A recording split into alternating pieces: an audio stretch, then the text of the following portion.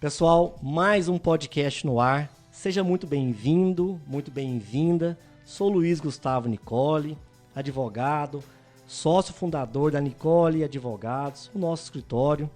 E esse é o programa A Hora do Trabalho, dentro do podcast da Nicoli Advogados, que é dedicado ao público em geral, pois tratamos aqui dos assuntos mais diversos. Aproveite agora para seguir nosso canal no YouTube, no Spotify e acionar o sininho para ser avisado sempre que um novo vídeo for ao ar.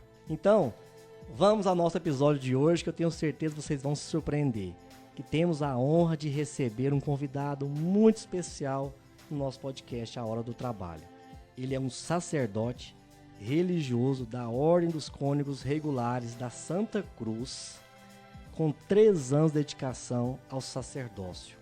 Nascido na bela Bahia, mas criado nas terras de Goiânia, Padre Samuel traz sua perspectiva única sobre fé, trabalho e vida.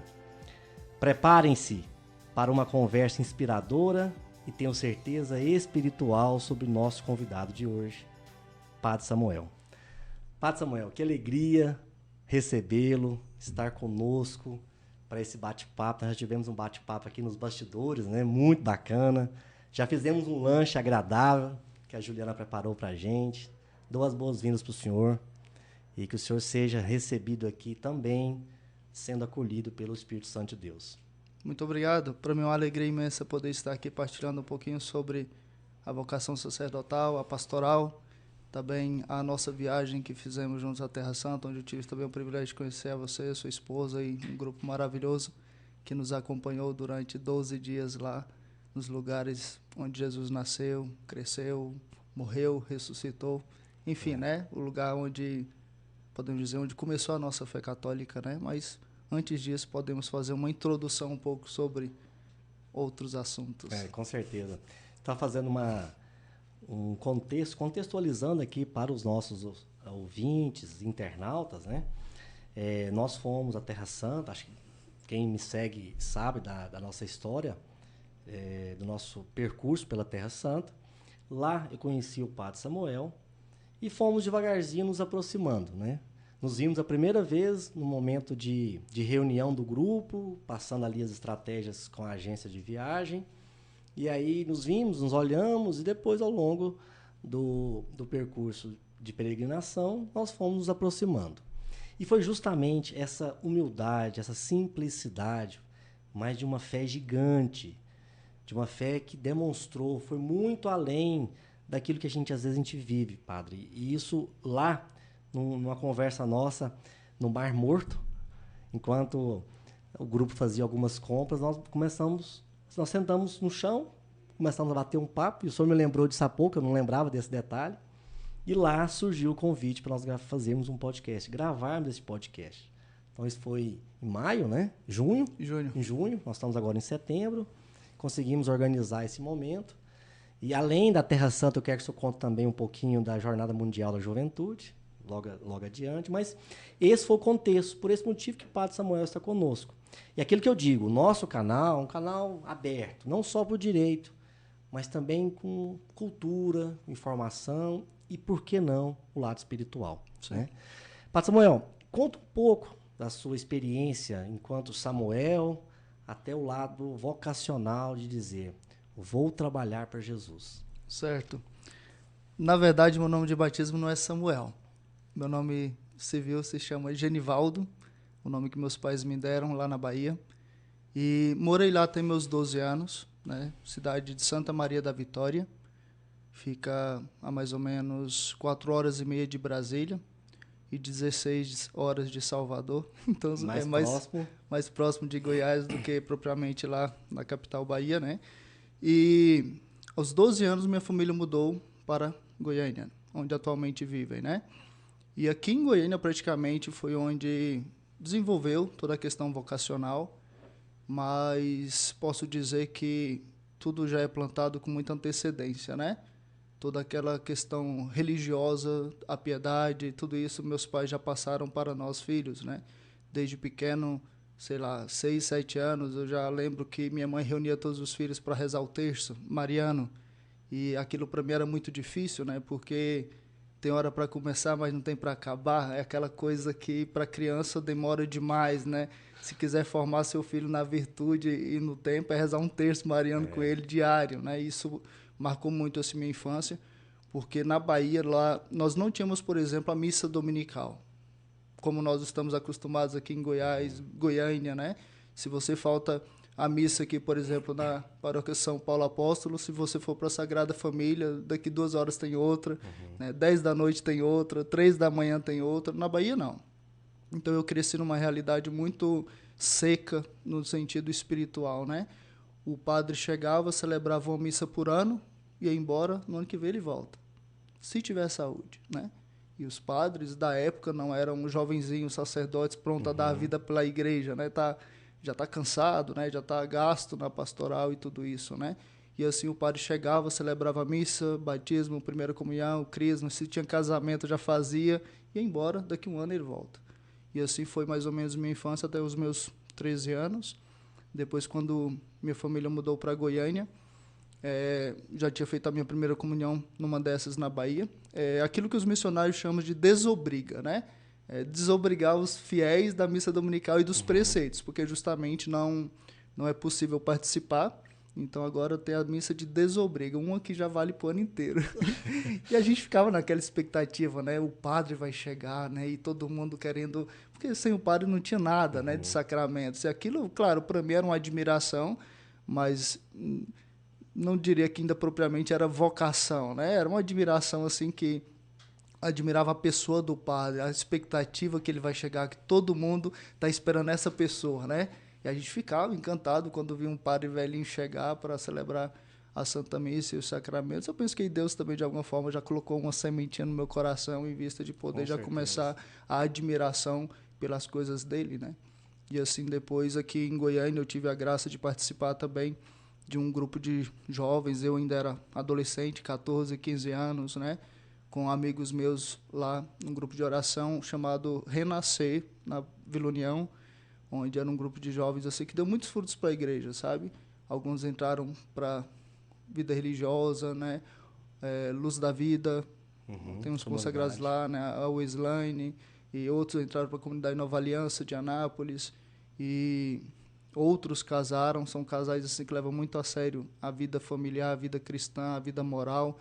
E eles eram um incentivo para mim também no caminho de santidade, das virtudes. E eu falei, eu quero isso para mim, né? Quero ser feliz também no segmento de Nosso Senhor. Depois foi surgindo tantas outras coisas que as portas foram abrindo para conhecimento da vontade de Deus para minha vida, né? Dois destaques que eu faço, padre. Primeiro, a igreja doméstica, né? A importância que é nós trabalharmos a igreja doméstica dentro da nossa família. E a nossa igreja fala muito sobre isso, né? Da importância que é da evangelização dos filhos, que começa em casa, na rotina de oração diária, também na rotina de igreja semanal, algumas diárias. Tem muitas famílias que participam da missa diariamente. E a importância que foi na família do senhor. Muito embora não tivesse lá o padre de forma regular, mas a oração foi sempre constante, foi a base da família do senhor, né? Sim, eu penso que eu estudei, né, filosofia e teologia, mas eu acredito que aí eles não me deram a fé. A fé eu já tinha recebido no meu batismo, né? Mas tudo aquilo que eu aprendi depois na faculdade com os meus professores e bons professores, né? Na área de liturgia, de dogmática, de moral, de direito canônico, de Bíblia. A base eu tive com os meus pais, né? Com minha mãe. Era interessante, por exemplo, né? Você fala da igreja doméstica, eu acredito muito nessa potência, né? Quando minha mãe rezava o terço mariano conosco, somos 12 filhos, eu sou o 8º de 12, né? E minha mãe reunia os filhos que estavam em casa, porque alguns já estudavam e trabalhavam e tudo, e acabava o terço mariano, minha mãe desligava a televisão e ensinava para nós. Qual é o primeiro mandamento da lei de Deus? Amar a Deus. Segundo, a gente respondia em coro, né? Para ver quem respondia primeiro, assim. Terceiro, guardar o domingo. Quarto, honrar pai e mãe. Quinto, não matar. Depois ela falava, os 10 mandamentos se resumem em quantos? E a gente gritava, em 2. Quais? Amar a Deus sobre todas as coisas e o próximo a ti mesmo. Tá bom, pode dormir. Benção, mãe, benção, mãe, benção, mãe. Fazia fila para ir, né? Pronto, ali já era para não mais ligar a televisão, porque era hora de descanso. Então, encerrava com o terço, né?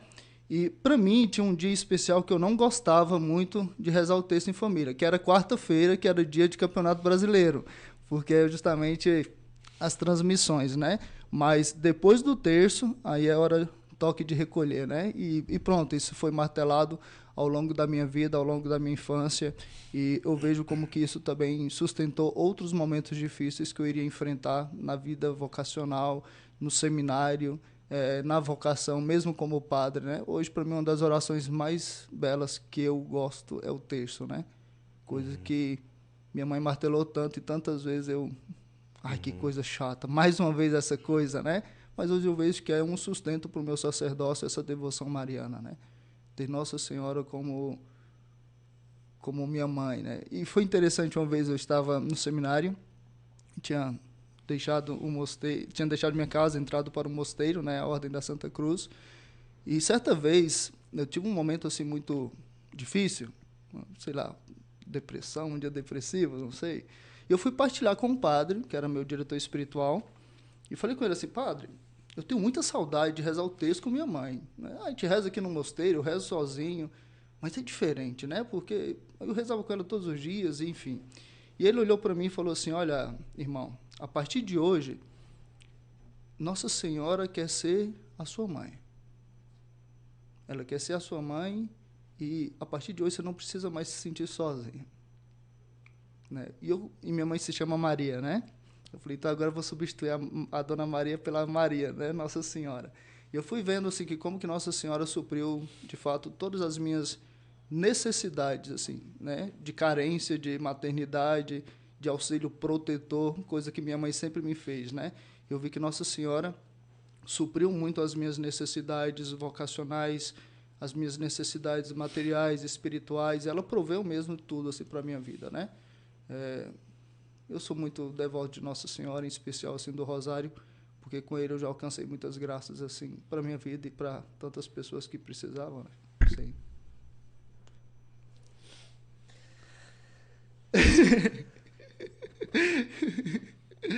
Sim. É muito bacana. Eu sou muito emotivo e eu estou falando de família, eu remeto a minha mãe, né? Graças a Deus eu ainda tenho ela também. E lembra minha mãe com os costumes dela. A gente indo pra fazenda, eu pequeno, nós somos 4 irmãos, não uma família tão numerosa quanto o senhor. Somos 4 irmãos e meu pai tinha uma C10. A gente entrava os 6 ali, aí eu ia sentado no assoalho da caminhonete, aonde põe os pés, e minha mãe ia rezando o terço todos os dias, sem exceção. Estivesse chovendo ou sol, estivesse ela bem ou não, rezava o terço todos os dias, né? E depois também eu tive algumas experiências já casado com a reza do terço. Eu ando com o meu terço no pescoço. E às vezes algumas madrugadas de dificuldade, de às vezes solidão, né? A gente pode estar do lado de alguém, mas você se sente sozinho, às vezes na luta, né? Na batalha, que eu já passei por algumas dificuldades. E quantas vezes eu só acordava assim, enfiava a mão no meu terço, tirava o terço e começava a rezar pela madrugada. Muitas vezes eu acordava na hora da misericórdia, às 3 da manhã, e eu sentia que Jesus me acordava. Ele batia assim, né? É hora da oração. E hoje, já com os filhos um pouco maiores, já um pouco mais maduro, graças a Deus, Juliana e eu, nós temos o hábito de acordar às vezes pela madrugada para agradecer. Não é fazendo uma oração para pedir pela cura de um filho, pela doença, por um problema. Nós temos acordado para agradecer. E essa semana passada nós fizemos isso aí durante toda a semana. com o Frei Gilson, acordando às 4 horas, em agradecimento. Quanta coisa boa, quanta riqueza tem trazido para a nossa vida, né? Sim. Já acordamos às 3 da manhã com um casal amigo nosso, o Fábio e a Viviane, lá do grupo EFTA. Eles acordavam, na pandemia, eles acordavam às 3 e faziam a reza do terço também às 3 da manhã pelo Instagram. E nós fizemos durante alguns meses com ele, diariamente. Só que infelizmente a Covid o levou. Mas ele deixou um exemplo de fé, de entrega, de serviço para a comunidade gigante. E, inclusive, este ato hoje, se nós levantamos pela madrugada para fazer a oração, foi um aprendizado que nós tivemos com ele. Sim. Né? Então, eu também tenho essa experiência com Maria, essa experiência com a reza do terço mariano, muito forte, muito viva, desde a minha infância. E graças a Deus hoje com a minha esposa, que é uma mulher de fé, uma mulher que já me ajudou por diversos momentos de dificuldade. Eu tive o apoio dela com a oração, né? Ela me chamava para a oração. Vamos rezar, meu bem, vamos rezar. E esse vamos rezar, como ele é forte, né? Da mesma forma que às vezes o silêncio é muito forte, mas você está do lado da pessoa que precisa do seu apoio. Só de você estar do lado, o silêncio é muito forte. Você sente a presença. É muito forte você chamar também para fazer uma oração, né? Sim. Então, Tem uma mulher muito santa, assim, que a fundadora da obra dos Santos Anjos, Deus a inspirou, né, para fundar esse movimento, e ela diz uma coisa que eu gosto muito, assim, um dos seus lemas. Ela diz que quando nós rezamos orações de agradecimento, Deus já abre a mão dele para o próximo pedido. Nós somos assim. Se nós percebemos que do nosso lado tem alguém que é grato a nós, nosso coração se abre imediatamente. Mas se alguém é reclamão, é emburrento, né, fica rabugento, reclamando de tudo, né, uma pessoa que não é uma boa companhia, logo a gente já se fecha para aquela pessoa. Né? E aquele evangelho, não sei se você lembra dos 10 leprosos que são curados e só um vem agradecer. E Jesus fala, 10 foram curados, mas um só salvou a própria alma, né? Por causa do agradecimento. Então, assim, eu vejo isso muito, sabe? Quando eu vou para diante do Santíssimo, quando eu rezo o texto, muitas das vezes, claro, eu rezo por diferentes intenções, mas muitas das vezes eu quero rezar também por agradecer a Deus por tantas graças que eu recebi ao longo da minha vida, do meu sacerdócio, porque tudo é dom, tudo é graça de Deus, né? A minha vocação mesmo eu não pedi, eu recebi, né? Então, tudo já é um dom doado gratuitamente, né? Que Deus nos dá. E a família, assim, é esse dom mais precioso que nós temos, é que a gente não pode abrir mão disso, né? Que Deus nos deu para administrar, né? Para ser abençoado e abençoar com essa realidade, né? E os nossos filhos, assim, nós somos não os seus, né? Mas essa geração, eles não precisam de presentes caros. Eles precisam de uma vida virtuosa, eles precisam aprender a amar Jesus, porque é isso que vai dar sentido à vida deles, sabe? O contato com o nosso Senhor. Às vezes eu acompanho jovens, assim, por exemplo, com 12, 13, 14 anos, na depressão, pensando em suicídio, já não sabem em que aplicar a vida. Nem começou a viver, já está querendo destruir ela, né? Mas por quê? Porque ainda não encontraram vida vazia. Nosso Senhor. Porque, assim, eu vejo na minha vida, né? Como foi bom para mim aprender a amar Jesus desde moleque, né? Rezar o texto, ter esse contato com o sagrado, com o mistério, com o sacramento, né? E eu fui vendo que tudo aquilo que aconteceu depois, né, foi simplesmente uma construção, né, de fatos sucessivos da minha família, do seminário, hoje como sacerdote, enfim, tantas realidades hoje que eu toco, né, por meio da graça de Deus, porque o sacerdócio, assim, são poderes incríveis, né, que Deus dá ao homem para poder administrar os sacramentos e santificar a sua igreja, né, por meio da bênção do sacramento, de levar as pessoas também a uma vida virtuosa, né, por meio do contato com o nosso Senhor. Né? Então é um dom muito precioso poder ser cristão, ser católico, ser padre, ser virtuoso. É bom ser bom, né? É bom ser bom, é maravilhoso. É maravilhoso ser bom, né? Então, nós vivemos aí a nossa infância, eu já falei um pouco também da minha, né? Que lembrança gostosa que eu tive aqui, que emoção sadia, né? E quando o senhor decidiu a buscar a vocação? O senhor chamou alguém, o senhor sentiu um chamado e chamou alguém, disse para alguém, como é que foi essa experiência do senhor? Parece uma novela, mas como a gente tem tempo, vamos desabrochar. Temos, graças a Deus. Eu tinha uma namorada, né? Aos 18 anos eu comecei a namorar uma moça que é uma pessoa incrível, né? Se eu não amei alguém, eu cheguei perto disso, sabe, Nicole? Porque, assim, ela era muito especial na minha vida. E quando, aos 19 anos, eu comecei como que questionar minha vocação, né? Com 19 anos eu era ainda, embora eu sempre fui cristão, católico e tudo, sempre busquei a verdade, sempre busquei Deus, sempre busquei corresponder à graça de Deus e tal, mas eu era muito imaturo em muitos aspectos, seja na parte emocional, na parte financeira, na parte espiritual, enfim, estamos construindo a vida, né? Mas eu comecei a me questionar, né? O que Deus quer de mim? Será que é mesmo matrimônio? Será que é essa pessoa? Será que Deus preparou outra pessoa para o matrimônio para mim? Né? E comecei naturalmente a fazer essas perguntas, né? Será que eu vou casar, ter filhos? Quantos? Né? Será que eu vou ser generoso igual meus pais? Será que não? Como será isso? Né? E pronto. E simplesmente vi esses questionamentos, mas eu não tinha resposta nenhuma, só perguntas, né? E para que eu nasci? Qual o sentido de minha vida, né? Que sentido faz ser o 8º de 12 filhos? Será que meus pais me planejaram? Porque você planeja o primeiro, o segundo, talvez o terceiro, depois o resto é acidente, né? Aí ficava questionando essas coisas, né? Eu sou o 8º filho, mas será que meus pais me desejaram como filho, no sentido? E depois começava a vir certos questionamentos e ao mesmo tempo não tinha respostas, porque certas coisas não têm respostas, né? E pronto, a vida seguiu. Certa vez, na Bahia, 2006, eu comecei, então, já tinha um ano de namoro, eu comecei esses questionamentos. E meus avós maternos, eles estavam completando 50 anos de casados.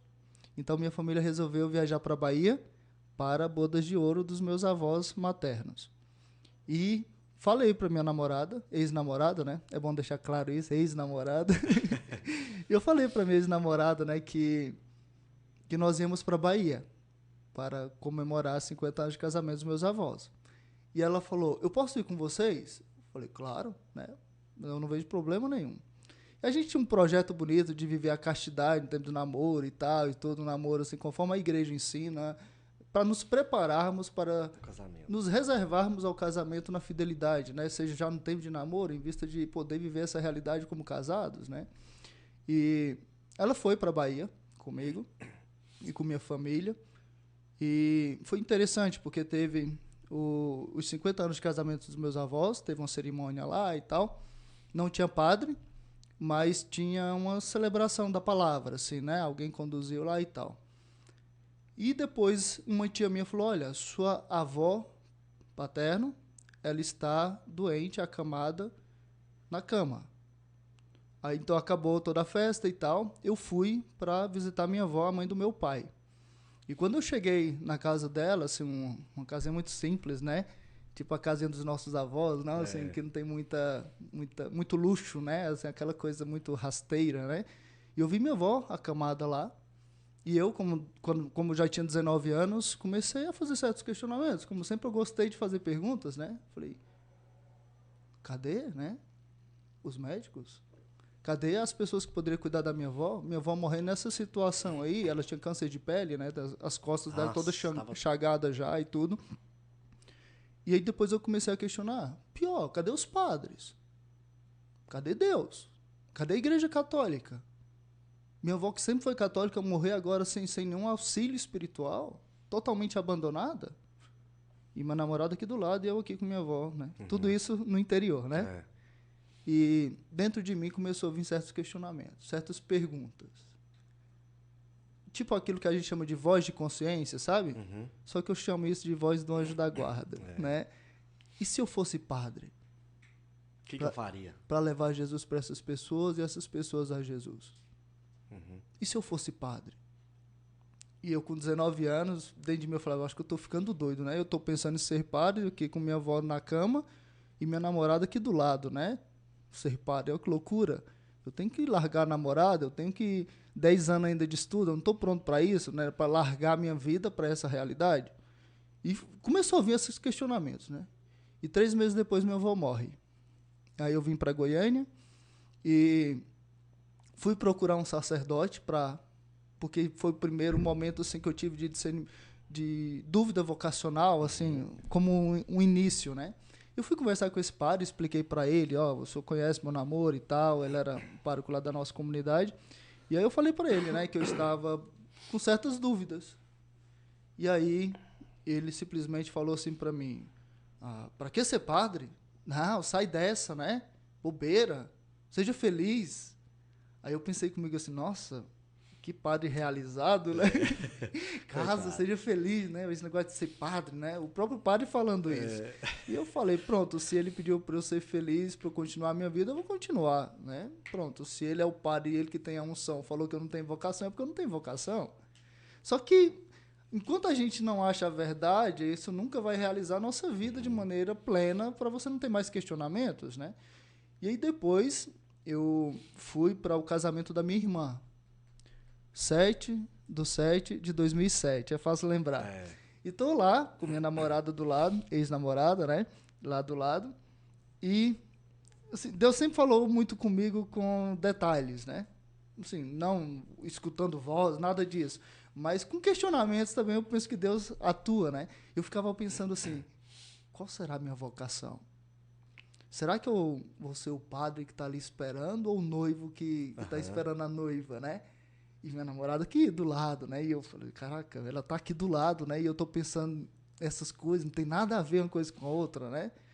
E isso mexia muito comigo, com o meu interior, né? Assim, porque eu sempre gostei de ver as coisas com muita intensidade. Tudo que eu faço, eu gosto de estar na coisa, né? E se eu namorava, eu queria planos, eu queria construir minha vida com isso, né? Só que veio esse questionamento, né? Qual dos dois eu vou ser, o padre ou o esposo, né? Depois eu procurei um outro padre.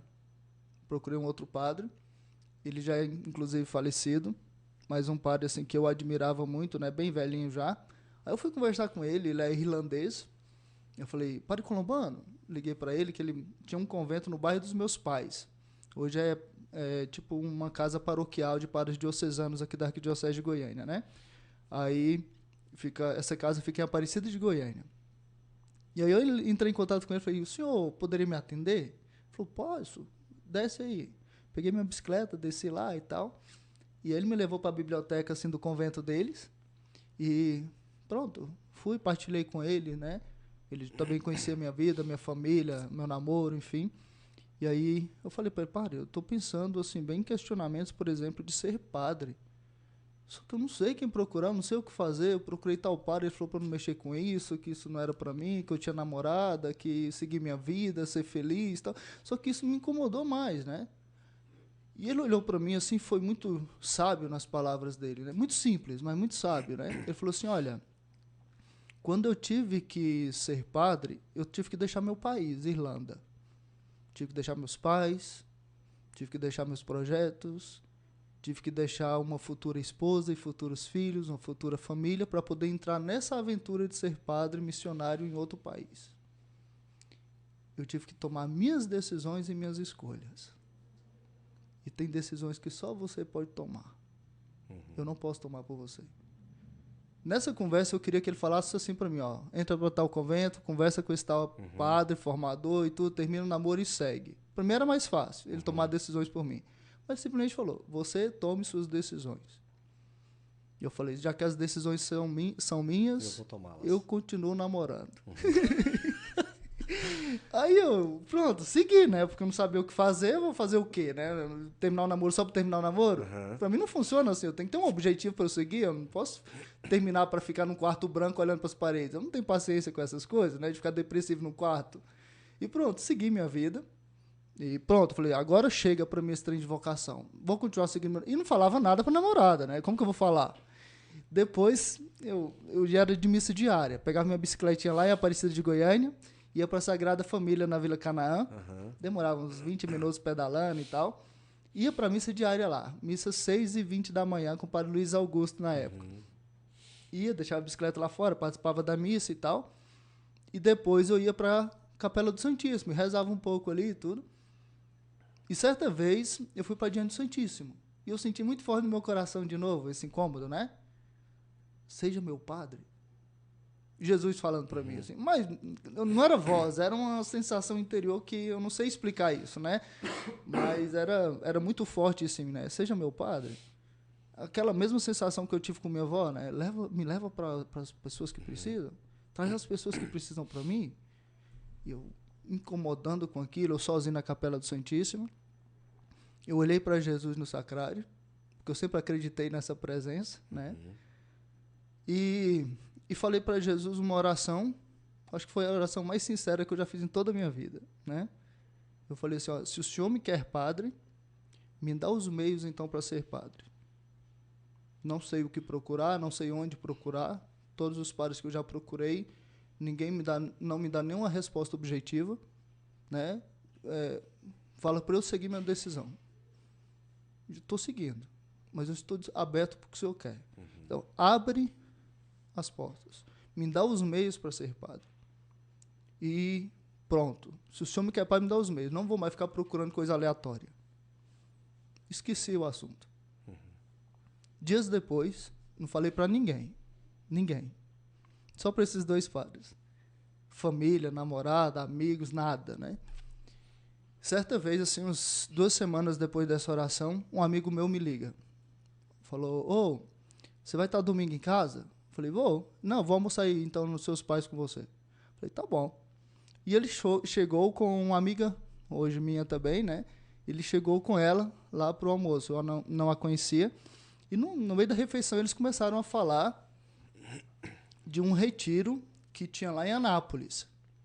E ele falou, você quer fazer um retiro lá em Anápolis? Eu falei, que retiro? Retiro vocacional. Eu falei, o que é isso? Ele falou, não, retiro, num mosteiro. Eu falei, o que é mosteiro? É uma comunidade religiosa, né, de padres e tal. É bem interessante lá, eles falam latim, lá eles usam uma batina preta e tal.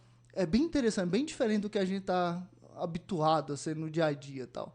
Eu falei assim, bom, pode fazer minha inscrição que eu vou. Aí ele falou, tá bom. Ele foi, fez minha inscrição e tal, que eu não tinha contato nenhum deles, né, lá do mosteiro.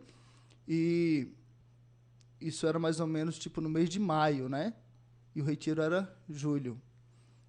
19, 20 e 21 de julho de 2007. E aí, tudo nas semanas que aconteceu. Minha irmã casou 7/7, eu fui falar com o padre, fiz a oração, e ele já foi almoçar lá em casa, né, assim, e foi seguindo, né? E eu fui para o mosteiro. E quando eu cheguei lá, na realidade, no mosteiro, né, se você não conhece, eu convido um dia a ir lá numa missa. E eu cheguei no mosteiro, assim, eu tinha um cabelo desse tamanho, né? Parecia uma samambaia, assim, né?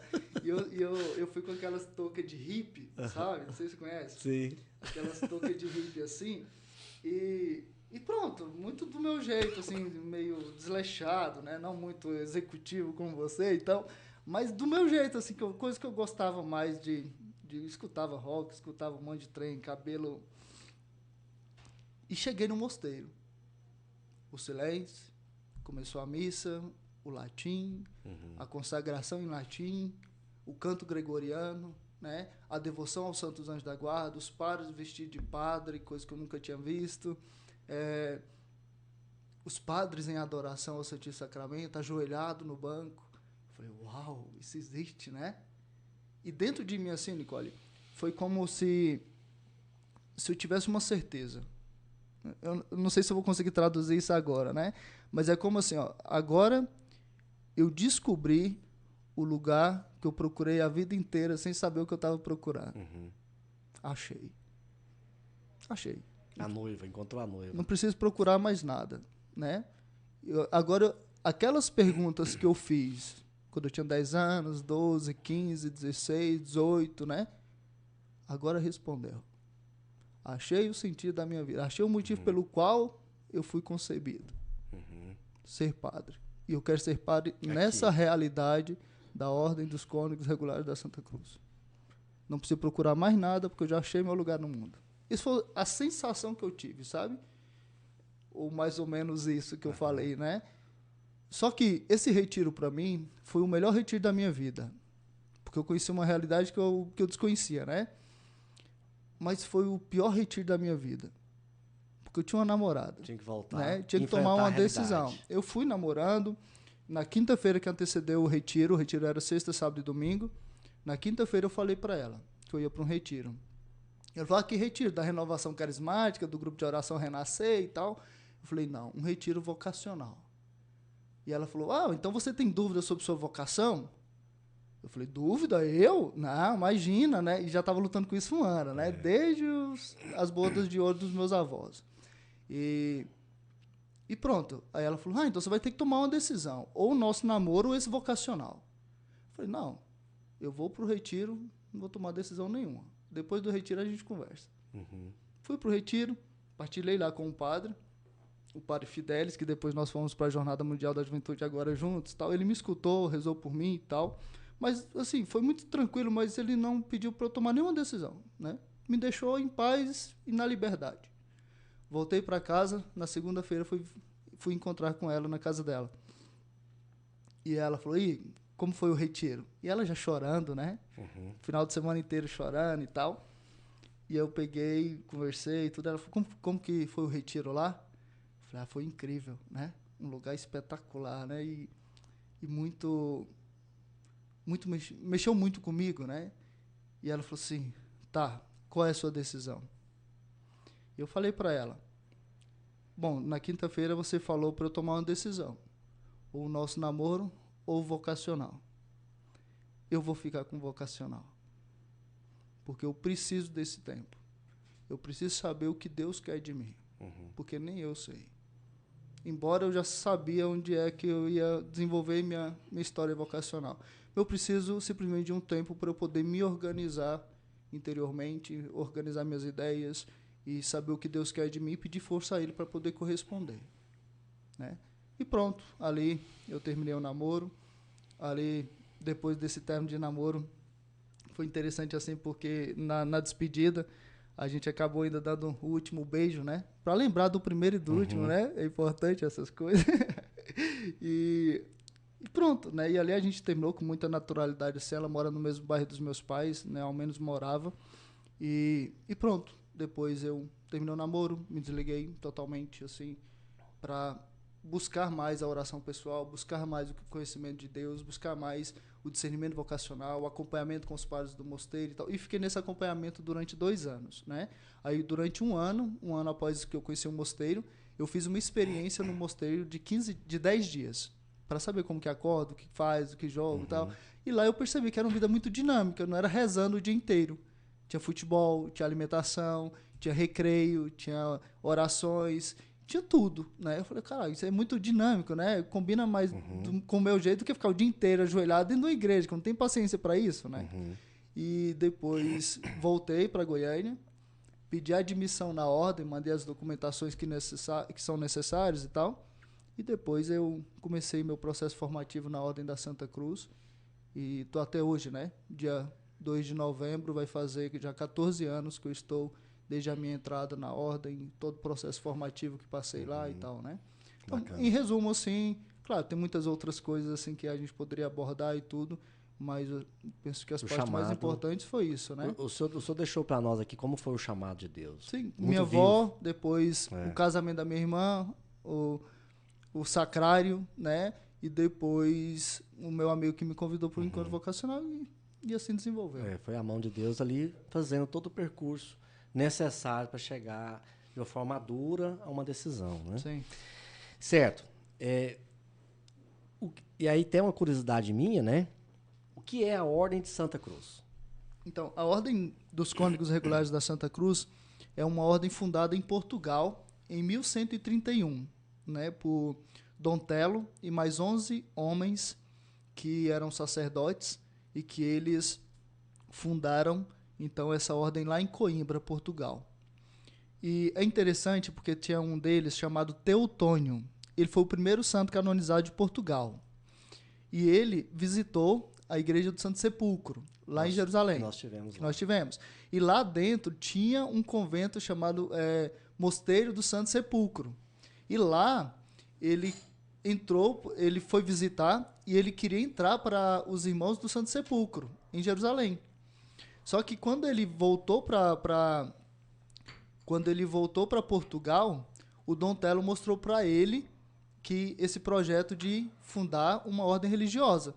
E ao contrário dele ir para Portugal, ele ficou com essa turma que ia abrir essa nova comunidade lá em Portugal, e assim começou a Ordem dos Condes Regulares da Santa Cruz em Coimbra, e assim teve início a Ordem dos Condes Regulares da Santa Cruz, e depois toda a vida canônica lá em Portugal. Por exemplo, Santo Antônio de Lisboa, ele começou como Cruzius, né? Toda a formação dele, sacerdócio e tudo, até a ordenação, ele era chamado de Fernando, e depois ele entrou para os franciscanos e lá recebeu o nome de Antônio, mas toda a formação dele foi em Portugal, lá em Coimbra também, e lá ele depois desenvolveu toda a sua vida religiosa para os franciscanos. Essa ordem teve, então, continuidade até mais ou menos ali no século XVIII, com o Marquês de Pombal, onde Marquês de Pombal, com todo o idealismo da Revolução Francesa, ele começou a perseguir os cristãos em Portugal, em especial perseguiu o clero. Ele expulsou os jesuítas, que era uma comunidade muito forte, né? Ali já desde o século XVI, XVII, XVIII, XIX, e ele proíbe todas as comunidades religiosas de Portugal a receber novos membros, novos candidatos. E se não tem novos membros, a ordem acaba um dia, né? E assim a Ordem da Santa Cruz foi extinta, o último membro morreu, não entrou novos. Quando depois, no ano de 1949, surge um movimento na Áustria chamado Obra dos Santos Anjos, com essa mãe Gabriele. Essa Obra dos Santos Anjos, então, ela dá início ali com um pequeno núcleo, né, da mãe Gabriele, juntamente com alguns sacerdotes religiosos, diocesanos e padres que acompanhavam a mãe Gabriele e tudo mais. Então, eles depois querem fundar uma ordem religiosa para viverem os conselhos evangélicos de pobreza, castidade e obediência, segundo essa espiritualidade da Obra dos Santos Anjos. Então, eles foram até a Santa Sé e falaram, olha, esse movimento quer fundar uma ordem religiosa para viver em comunidade. Então, a Santa Sé falou para eles, olha, talvez seria melhor vocês não fundarem uma coisa nova, mas vocês poderiam resgatar algo já existente, mas que já está extinta com o último membro. E assim, esses membros pesquisaram várias comunidades e tal, achou uma em Portugal, que já era de direito pontifício, ou seja, ligado diretamente a Roma, porque as comunidades elas são de direito diocesano ou pontifício, né? Diocesano está ligado ao bispo, pontifício está ligado a Roma, o Papa, né? E aí restaurou essa ordem extinta e deu essa roupagem nova que é a Obra dos Santos Anjos. Então, o movimento restaurou a ordem antiga e hoje a Ordem da Santa Cruz é responsável diante da Igreja por esse movimento Obra dos Santos Anjos, onde tem a promoção de retiros, pregação de retiros, onde tem as consagrações, orações próprias da Obra dos Santos Anjos para os seus membros, né? Então aí são leigos, sacerdotes, bispos que faz parte deste movimento administrado por essa ordem de direito pontifício, né? Em resumo é isso, a Ordem da Santa Cruz, né? Somos uma comunidade religiosa que estamos em diferentes lugares no mundo com o apostolado da Obra dos Santos Anjos. E o senhor está estabelecido em Anápolis? Anápolis. No mosteiro da Santa Cruz. Santa Cruz. Porque quando eu fui ordenado padre, aí eu tinha a possibilidade de receber uma missão para qualquer uma das nossas casas. Porque nós não somos mandados para cuidar de paróquias ou transferidos de paróquia. A gente é transferido de mosteiros, né? E a ordem me achou melhor cuidar da pastoral vocacional em Anápolis, onde eu ajudo jovens de 16 a 30 anos que ainda não casaram, que ainda não são padres, a acompanhar eles no processo de vocacional, mas também é interessante que muitos começam a namorar, eu dou com eles uma formação assim de curso de namorados, de noivos, casam, né? Segunda-feira passada eu casei um casal assim que eu acompanho, e no próximo sábado, amanhã, vou casar outro. Então, assim, são jovens que... E pode também fazer um grande serviço para a comunidade e para a igreja, como leigos, né? Porque lá no nosso mosteiro tem uma paróquia que nós cuidamos, né? O mosteiro cuida. Tem um pároco lá que é do mosteiro e eu auxilio ele no que ele precisa, né? Então, jovens que chegam para mim com um processo de discernimento vocacional, seja para o sacerdócio, eu encaminho também, se querem a vida diocesana, dá para a gente encaminhar, né? mas se quer vida religiosa, seja para nós ou para os franciscanos ou beneditinos, enfim, a gente pode orientar mais ou menos segundo o candidato, né? E assim, eu acompanho esses jovens, né, para levar eles a um discernimento vocacional, para poder abraçarem a vocação segundo o plano de Deus, né?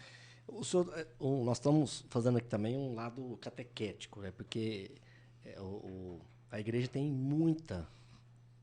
uma hierarquia muito bonita, tem muita informação e nem todo fiel, nem todo católico sabe aqui na parte administrativa da igreja. Até porque isso não é tão falado dentro das nossas pregações, de missa, né? Então é um lado catequético mesmo. Quando forma um padre, né, há pouco nós falamos sobre isso, ele é formado para ser religioso ou diocesano, correto? Faz uma breve explicação também nesta formação e como que esses padres são colocados nas comunidades. Certo. Por exemplo, vamos pegar uma hipótese, né? Um jovem de 16, 17 anos, que está lá no seu segundo, terceiro ano do ensino médio. Ele está questionando a vocação. Eu fui questionar isso com 20 anos, 22, né? 22 eu entrei para o mosteiro. Só que aí quando o jovem sente a atração vocacional, a vocação, o chamado, aí ele tem que fazer um discernimento. O que eu quero ser? Padre? Onde? Umas perguntinhas que vale a pena você encaixar a resposta, né? Onde eu quero ser padre? Diocesano, religioso. Diocese, qual diocese? Normalmente você vai para a própria. Se são da Arquidiocese de Goiânia, vai procurar a Arquidiocese de Goiânia. Se é da Diocese de Anápolis, vai procurar a Diocese de Anápolis. Se é de Brasília, vai procurar de Brasília. Assim segue, porque cada diocese tem um grupo próprio de que trabalham na pastoral vocacional. Normalmente é um padre responsável e tem seus ajudantes ali no conselho próprio da vocação. No meu caso, eu não procurei o seminário diocesano, embora eu poderia, eu era livre para isso. Só que Deus me chamou para ordem religiosa, para essa realidade que eu desconhecia, mas que eu descobri no percurso da minha vida, né? Então aí eu tenho que fazer um discernimento. Eu quero ser padre diocesano ou religioso. Religioso está ligado a uma comunidade religiosa, a um superior. O diocesano está ligado à vida paroquial, à vida diocesana, ao bispo, né? Então, normalmente um padre que ele entra para o seminário, suponhamos aqui, vão entrar para o seminário Santa Cruz, aqui em Goiânia. Lá ele vai receber um tempo de formação, um ano de propedêutico, filosofia, teologia, é ordenado diácono, depois padre. O bispo normalmente vai encaminhar ele para cuidar de alguma paróquia que é administrada por padres diocesanos. E pode ser transferido quando o bispo quiser. O bispo manda e desmanda, sem precisar dar justificativa para ninguém. Assim funciona. Você é padre, você vai agora ser reitor do seminário, vice-reitor do seminário, diretor espiritual do seminário. Você vai ser padre lá agora, lá na Sagrada Família, lá na Paróquia Imaculado Coração de Maria. Enfim, onde os padres têm acesso, né, da diocese. No caso da vida religiosa, você passa um processo formativo dentro da comunidade, daquela espiritualidade que você escolheu. Franciscanos, beneditinos, cartuchos, trapistas, enfim. Eu escolhi Ordem da Santa Cruz, então já excluí todas as outras possibilidades, porque eu queria essa espiritualidade, essa formação e ser padre aqui desse jeito, né? Então lá, ao entrar para a Ordem da Santa Cruz, eu passei 3 anos de formação para a vida religiosa, que é chamado de aspirantado, postulantado e noviciado. Depois do noviciado tem os votos religiosos, que chamamos de, na vida religiosa, conselhos evangélicos, que é pobreza, castidade e obediência. Ser pobre como Cristo, ser obediente como Cristo, ser casto como Cristo, né? Uma vida, podemos dizer, de maior imitação de Nosso Senhor, que era pobre, que era casto e obediente, né? Então, nós seguimos Jesus nessa vida religiosa e, no caso, a Ordem da Santa Cruz. Depois desse processo formativo na Ordem da Santa Cruz, por exemplo, após os votos, estudamos filosofia, 2 anos. Temos um intervalo entre filosofia e teologia de 1 ano, onde nós fomos enviados para a nossa casa-mãe lá na Áustria. E pronto, conhecendo as nossas casas também ali na Europa, né? E depois voltamos para a teologia, onde damos continuidade à formação de teologia, 4 anos. Depois desse tempo, ordenação diaconal e pelo menos 6 meses como diácono, ordenado padre. E como padre, depois você recebe uma missão dentro da ordem. Podemos cuidar de paróquia, mas a ordem que determina a missão. Podemos ser enviados para um outro mosteiro nosso, onde temos casas, né? E lá vamos ajudar na pastoral própria daquela casa, nos nas cidades vizinhas ou em outro país também, pregar retiros e voltar.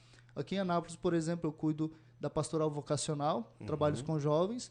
Agora também me convidaram, por meio dos meus superiores, né, a ajudar nos retiros da obra de Santos Anjos para adultos, né, e tudo isso. Recolhimentos de um dia de espiritualidade em Goiânia, Brasília, Mato Grosso, enfim, e alguns serviços administrativos próprios que tem em Anápolis. Bacana, muito bonita. Então, o trabalho não falta. Ah, com certeza, não tenho dúvida. E como é que é um dia do senhor? Um dia normal. Um dia normal. Quarta-feira. Uma quarta-feira do Padre Samuel. A gente acorda no mosteiro às 5h15 da manhã. Né? O sino da igreja toca. Mas, claro, cada irmão tem um despertador no quarto, né? Então, 5h15 da manhã. 5h45 temos a oração da manhã na igreja, que se chama Laudes. Laudes em latim significa louvor. Então, louvor matutino, né? Depois temos a Santa Missa na sequência. Temos uma hora média, que é tudo, faz parte de liturgia das horas, né? Então, Laudes, hora média, ofício das leituras, vésperas e completas. São orações clericais, orações da igreja que os padres e religiosos são obrigados a rezar. Hoje tem muitos leigos que rezam, mas são livres, né? Mas para nós, a gente faz... Eu, por exemplo, quando fui ser ordenado diácono, eu fiz uma promessa de que eu vou rezar isso diariamente. Né? E é fundamental para manter fundamental porque é dividido ao longo do dia essa oração, né?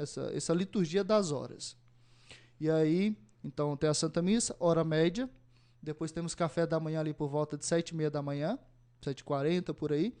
Os irmãos que são estudantes vão para a faculdade de Filosofia e Teologia, que é no território do mosteiro. Então tem o mosteiro, a faculdade e o seminário diocesano. Então o seminário vai para a faculdade e volta para o seminário. O mosteiro vai para a faculdade e volta para o mosteiro, né? E lá temos a vida no mosteiro e tem a vida no seminário, a vida lá em Anápolis, né? E depois tem o ofício das leituras, que faz parte dessas orações da liturgia das horas, meio-dia e meia almoço. 1h acaba mais ou menos a refeição, sempre dentro de um refeitório comum. Então a gente começa junto e termina junto as refeições.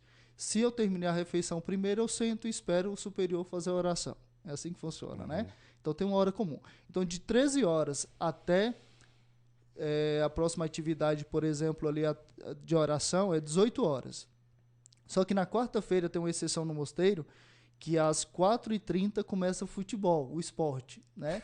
Então aí a comunidade inteira tem que estar no esporte, porque faz parte do programa da vida religiosa para todos. Então tem futebol, tem vôlei, e quem não sabe fazer nenhum e nem outro não pode, tem caminhada ou andar de bicicleta, enfim, né? Torcida. Normalmente não tem torcida, não. O grupo é bem limitado. E aí tem, né, toda essa parte dinâmica assim, da vida de lazer, né? E dura até 1h de futebol, e depois... acaba 5h30, véspera 6h, depois tem jantar às 6h30 e tem a oração. Temos um colóquio espiritual à noite, né, para meditar o evangelho do dia seguinte, juntos, cada um partilha um pouco o que esse evangelho toca e tal.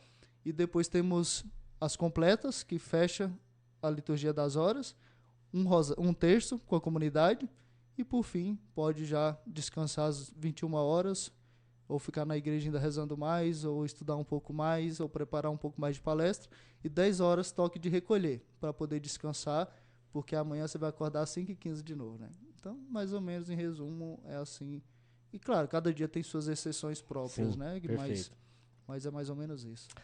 Bacana. Eu tinha feito algumas anotações aqui, eu estava buscando, que acabou que nós começamos o nosso bate-papo e eu não estava na minha página. E a conversa fluiu tão leve, tão gostoso, né? E agora eu tinha feito aqui alguns apanhados e estou, de fato, naquilo que eu tinha planejado mesmo para o nosso podcast. Agora vamos lá para a nossa experiência na Terra Santa, em Israel, né? A terra de Israel. O senhor já conhecia? Não. Não, eu também não. Então foi um privilégio para mim, para minha família, né? Com a Juliana. Quero voltar com os meus filhos, com muita fé em Deus, quero voltar. Quero viver essa experiência novamente. Há poucos dias eu conversei com um colega advogado, ele esteve aqui me visitando.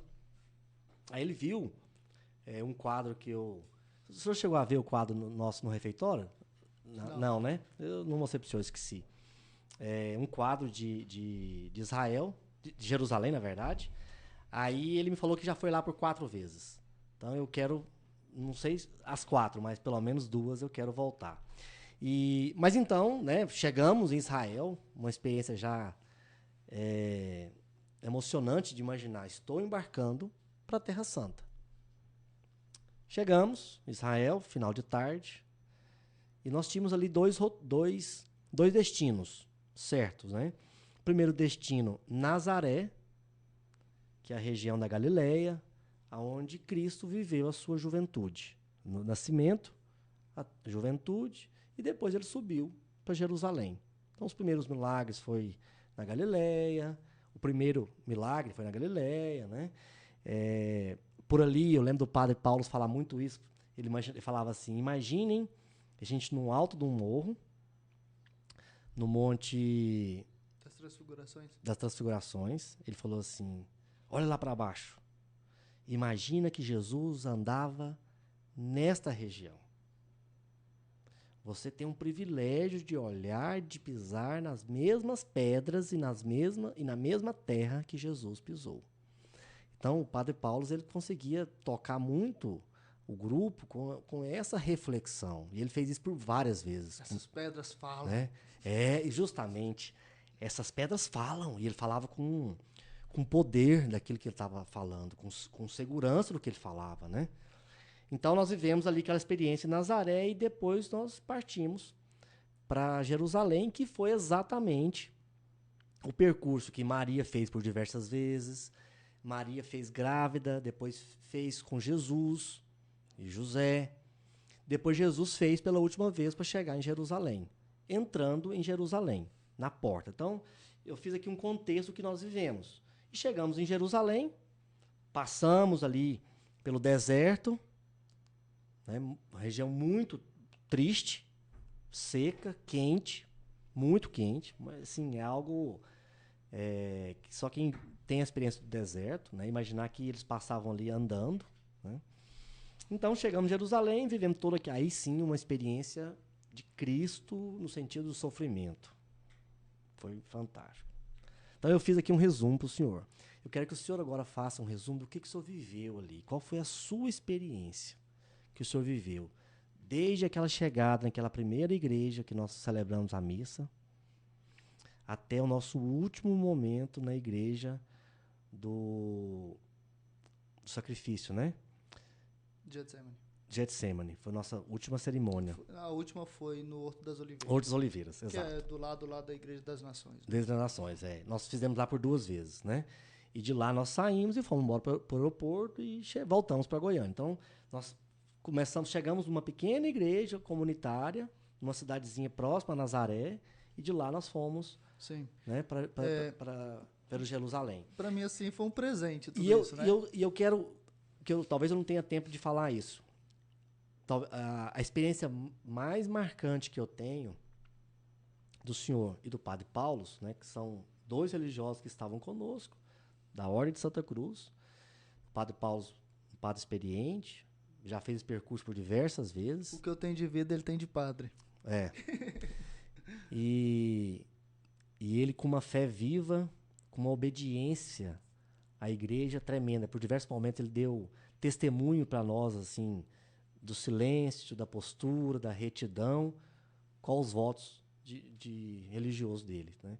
Mas algo que me marcou muito, padre, eu não acho que nunca falei isso para o senhor, foi na consagração da hóstia, em latim, o que eu nunca tinha vivido.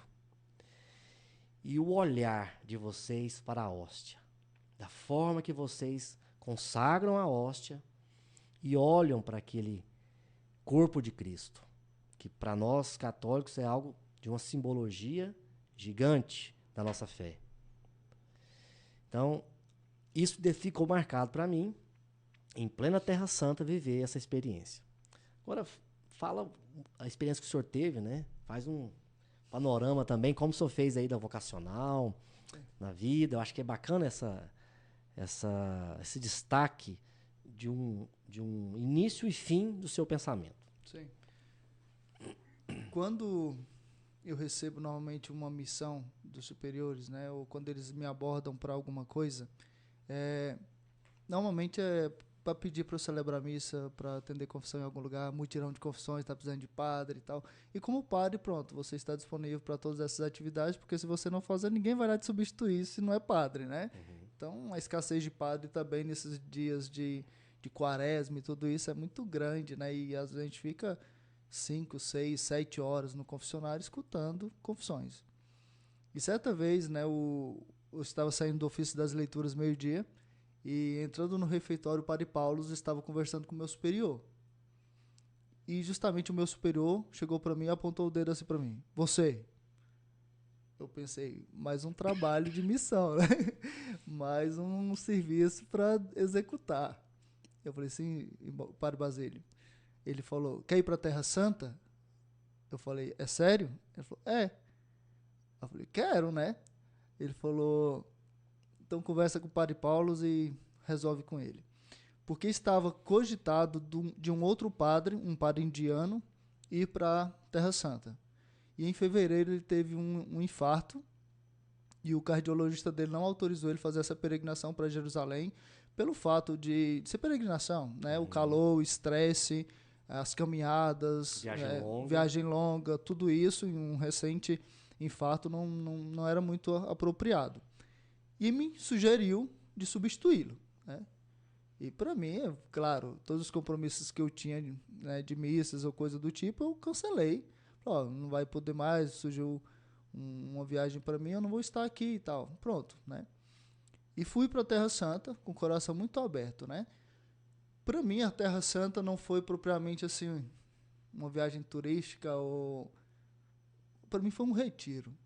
Sabe? Uma peregrinação, um poder estar com Jesus, com Nossa Senhora e com São José naquela terra tão maravilhosa, sabe? Porque assim, eu simplesmente falei, Deus, eu não quero pedir nada nessa viagem, só quero aproveitar. Só quero aproveitar as graças próprias que esse lugar vai trazer, né? E fomos para a Terra Santa. E ali para mim já foi um presente, né? Porque eu não programei isso. Chegou, né? Porque quando a gente programa uma viagem, tá um ano pensando nela ou coisa do tipo. Ainda mais quando é algo grande assim, né? Mas pronto, eu como religioso eu tenho voz de pobreza. Eu não tenho dinheiro para programar e ir para Terra Santa semana que vem, o mês que vem, o ano que vem. Eu não posso fazer essas coisas, né? E o padre Paulo, ele montou esse grupo e ele pode levar um acompanhante. E eu tive esse privilégio de ser, né? Quando eu era estudante de teologia, ele foi, em 2017, e ele perguntou para o nosso grupo, se éramos 4 estudantes, né, de teologia. E ele falou, olha, eu tenho uma viagem de acompanhante para a Terra Santa, e eu vou sortear para vocês 4 a ida. Aí eu pensei, eu tenho 25% de chance, né? E nessa época chegou um padre no mosteiro lá, na missão, e ele pediu para ir para a Terra Santa que ele não conhecia. Então eu, como era estudante, então tirou nós 4 e ele assumiu o lugar. Falei, bom, Deus tem o projeto dele, talvez algum dia me dê essa graça de ir, né? E tive esse privilégio agora em junho de 2023 para acompanhar o padre Paulo lá, não como guia do grupo, né? Nada disso, era simplesmente como um peregrino junto com os outros peregrinos, né? E o que é bonito assim nessas peregrinações, porque na obra dos Santos Anjos nós damos preferência à Santa Missa. Em cada lugar, né? Em cada dia. Pode tirar o almoço, mas não tirar a missa, né? Então, assim, para nós é prioridade isso, caminhar com Jesus diariamente no Santíssimo Sacramento, né? E como eu já sabia que era assim, porque nós vivemos assim, a primeira atividade do dia é a missa, né? Então, é a coisa mais natural para nós. E aquele dia que nós chegamos lá em Tel Aviv, depois nós pegamos o ônibus e fomos para Nazaré. E era para nós celebrarmos na Igreja da Anunciação, que é em frente ao hotel Casa Nova, né? Só que naquele dia aconteceu porque a igreja fechava 18 horas para as missas. Ficava aberta até mais tarde para visitação em silêncio, mas não podia mais ter celebrações. Então o guia lá, o Amir, ele entrou em contato, ligou e tal, e agendou dentro de um convento franciscano, lá em Nazaré já, mas não era propriamente na Igreja da Anunciação, era num convento deles, né? Onde eles abriram as portas para nós, uma igreja de São Gabriel, né? Foi bem interessante assim, porque lá todo o mistério da Anunciação também estava, né? São Gabriel, Nossa Senhora, e ali naquele lugarzinho acolhedor, na missa, uma capela pequena, mas para nós ficou cheia, né? E ali celebramos a primeira missa na Terra Santa, né? E depois fomos pro hotel e jantamos, tomamos banho, nos acomodamos e tal.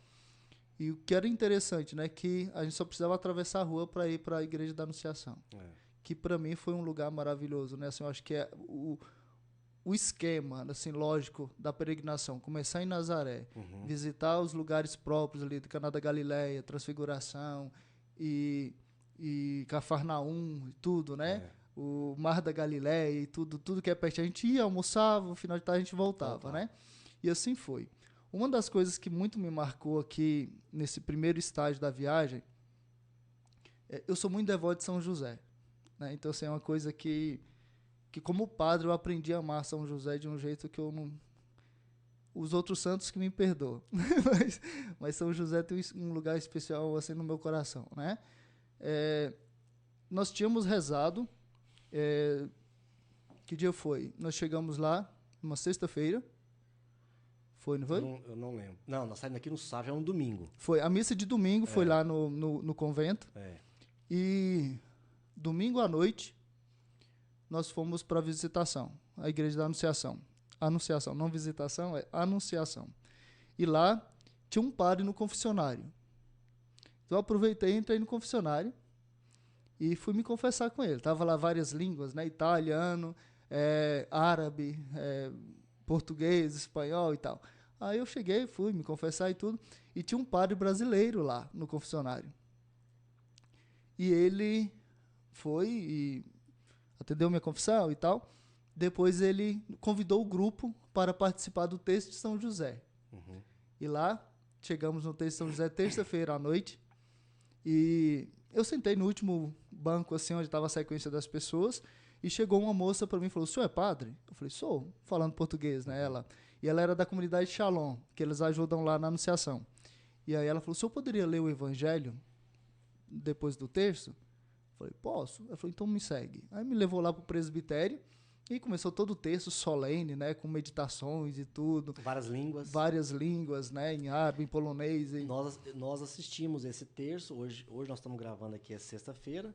Sábado passado, nós estávamos na casa da minha sogra, no interior, assistindo a Canção Nova com esse mesmo terço. Esse mesmo texto de São José, um texto muito solene, muito tudo. Solene, lindo. Encerra depois com a bênção do Santíssimo, depois desce na cripta, né? E lá era o santuário de São José. E eu não sabia, assim, igreja belíssima. Foi o primeiro contato que a gente teve ali naquele santuário. E estávamos lá, li o Evangelho e tal, depois começou a procissão e fomos para a cripta. E depois lá na cripta eu cochichei com um franciscano, né? Esse que me atendeu à confissão. Eu falei: "O que é aqui?" Ele falou: "Não, aqui embaixo é a carpintaria de São José. É as escavações, as pedras lá, a gruta e tudo. E a cripta, em cima da cripta, a igreja. A cripta é uma capela subterrânea, normalmente usada para sepultamento. Mas lá não, lá é a arqueologia, né?" E meu coração começou a acelerar. Eu falei assim: "Uau, que lugar incrível, né?" Onde São José trabalhava, onde ele ensinou o menino Jesus, onde depois ele foi morar com Nossa Senhora aqui embaixo, né? E me deu um grande desejo de celebrar a Santa Missa nesse local. Sendo que a gente já tinha tido a missa sempre de manhã, né? Nos lugares lá próprios que já agendava como peregrinação. E o Santuário de São José não estava no programa. E eu cheguei após o terço, eu chamei esse franciscano e falei assim para ele: "Frei Paulo, qual a probabilidade de 0 a 10 de eu celebrar uma missa aqui nesse santuário?" Aí ele falou: "Vou falar com o meu superior ali, né?" Daí ele pegou uma prancheta assim, onde já tinha os horários agendados, né? E eu falei para ele: "De preferência final de tarde, porque a gente tá com um grupo e tal, e eu não queria atrapalhar o programa do grupo, né?" Pronto, porque era uma coisa extra minha, né? E aí ele foi e sugeriu. Ele falou: "Olha, tem um lugar aqui 5 horas. Eu falei: "Reserva para mim." Ele falou: "Com o grupo ou sem o grupo?" Eu falei: "A princípio sem o grupo, mas pode ser que chegue o grupo, né? 50 pessoas." Aí ele agendou o Padre Samuel, missa em português. E pronto. E eu fiquei naquilo, né? Eu falei assim: "Mas eu não quero estragar o programa que já tem, né? Porque pronto, não é minha função, não quero estragar." Mas eu falei: "Qualquer coisa, eu peço dispensa e venho aqui, celebre sozinho. Eu e São José tá de boa, né?" E aí no dia seguinte, na terça-feira de manhã, a Fernanda, que organizou a peregrinação com o Pedro, da agência, eles falaram com o Amir no privado, porque a Fernanda sabe que eu sou muito devoto de São José. E aí ela tentou agendar uma missa com o Amir falando em árabe lá com os franciscanos. Padre Samuel e tal, Padre Paulo vai celebrar a missa aí, seria possível, na terça-feira, à tarde, à noite, tudo. E eu percebi um certo cochicho com o meu nome em algum lugar, mas pronto, né? Não levei tão a sério. Aí nós visitamos aquela igreja ortodoxa, cheia de ícones lá e tal. E aí... Almoçamos no grego ali, no restaurante grego e tal. E aí depois a Fernanda me chama no privado. Falou, Padre Samuel, chega aqui. Tem alguma missa agendada do senhor lá no Santuário de São José? Aí, porque a gente tá tentando agendar uma missa lá pro senhor hoje, só que falou que já tem um Padre Samuel lá em português. É muita coincidência que seja outro Padre Samuel. Aí eu falei, eu pedi para deixar reservado para minha missa hoje 5 horas. Porque eu queria celebrar lá no Santuário de São José. E era o nosso último dia lá, né? Era. Na terça, né? E aí ela pegou e falou... A gente queria fazer uma surpresa pro senhor, mas parece que o senhor que fez para nós, né? Aí eu falei, pois é, Fernanda, é porque eu não queria estragar o horário do grupo, né? Não, falou, não, agora já faz parte do programa, né? E pronto, a minha ideia seria fazer a missa, renovar minha consagração a São José e encerrar a missa. No silêncio ali, tranquilo, né? Eu e São José, mais ninguém. Não que eu queria excluir o grupo, não era isso, mas era uma coisa tão pessoal que eu queria meu momento ali, naquele lugar sagrado, né? E aí depois a Fernanda foi e estendeu para todo o grupo, né? E assim, para mim foi um lugar muito marcante porque eu não queria celebrar aquela missa com pedidos ou pedir alguma coisa, eu queria agradecer, né? E eu chorei a missa inteira, né? Foi... E a homilia, né? Eu estava... A homilia do senhor foi a sua consagração. Que na verdade não foi homilia, né? Assim, foi mais um renovar dos votos, a minha consagração. Foi belíssimo. Eu gosto de rezar ela cada quarta-feira, aquela oração de consagração, para consagrar São José minha vida, meu ministério, e pedir a ele também que, assim como ele amou Jesus, que me ensine também a amar, né? Esse era o sentido da coisa. Só que começou a missa, fui envolvido assim com uma emoção fora do normal, sabe? Todos nós. E para mim assim foi talvez a missa uma das mais especiais da minha vida, né? Não sei, assim, eu não saberia te explicar agora o que foi isso, mas assim, fui envolvido, sei lá. Né? Pronto. Pelo Espírito Santo. Foi muito bonito assim na minha vida, né? E pronto, estar nesses lugares da Terra Santa, eu lembro muito que o Amir, o guia, né? Ele... Eu sou chorando igual o Nicole, é uma miséria. Cara, eu me programo pra não chorar, mas não funciona, eu sempre dá pane no sistema. Eu lembro que o Amir, ele falou uma coisa que eu gosto muito, sabe? Assim, que ele falava, em cada lugar que vocês visitarem, vocês vão receber as graças próprias do lugar. E eu não entendia isso. Depois, com o tempo, eu fui entendendo o que seria receber a graça própria de cada lugar. Visitação, a gente recebia a graça de ser visitado por Nossa Senhora. São José, a graça de poder estar lá na carpintaria. Na simplicidade, na gruta, né? Assim, sem glamour, sem riqueza, aquela coisa simples, né? Transfiguração, a graça também de ser transfigurada na nossa vida, de ser transformada, né? Getsemane, a graça de ser moído com Cristo naquela pedra lá da agonia, né? Belíssimo. E cada lugar que a gente passava, né? Cada lugar no Mar da Galileia, de poder rever os milagres de Jesus, Jesus andando sobre as águas, a pesca milagrosa, o primário de Pedro, tantas coisas, né? Que a gente só estando lá para presenciar cada momento assim de uma maneira viva, né? E eu pude, assim, com a graça de Deus também poder colocar tudo aquilo que eu entendia de Sagrada Escritura, tudo que eu já tinha lido, tudo que eu já tinha meditado, todas as pregações que eu havia feito, né? Agora eu estou aqui. E é interessante, porque quando a gente lê a Sagrada Escritura antes de Jerusalém, a gente tem que imaginar o lugar. E você imagina coisa parecida, mas não é. Né? Você imagina um mar, um lago, um rio, mas não é o Mar da Galileia. Quando você está lá, você não precisa imaginar, você está lá no lugar. Você está tocando a terra, a água, as pedras, enfim, né? É vivo a coisa. Hoje, quando, por exemplo, eu leio a Sagrada Escritura, é como se eu me transportasse para aquele lugar de novo, no lugar exato, onde eu sei que existe, que eu toquei, que eu palpei, que eu tenho pedras no meu quarto, que é lá de Jerusalém, que é de Nazaré, a terra, tudo se torna muito mais vivo, né? Então, assim, o meu superior me perguntava, né? Como foi a viagem para a Terra Santa? Porque eu fiz uma apresentação no mosteiro, para a comunidade e tal, eu e o Padre Paulo, né? E eu falei para ele assim, minha vida é um antes e um depois da Terra Santa. Aí ele falou para mim assim, todo mundo fala isso, será que é isso mesmo? Ele não conhece? Ele nunca foi. E aí ele falou, eu falei, para mim foi, padre. Porque assim, essa experiência não tem como a gente explicar, tem que viver, né?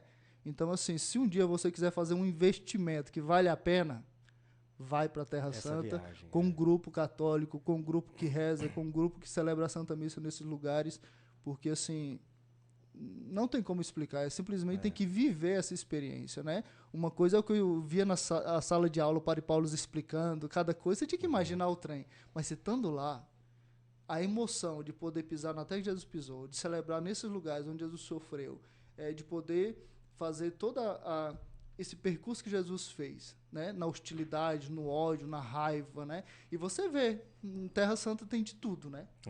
Judeus, muçulmanos, cristãos e tudo junto ali. Tudo junto ali.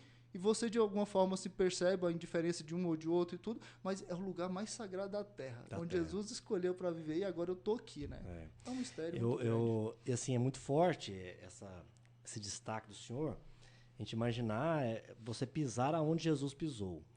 Um pouquinho mais ainda.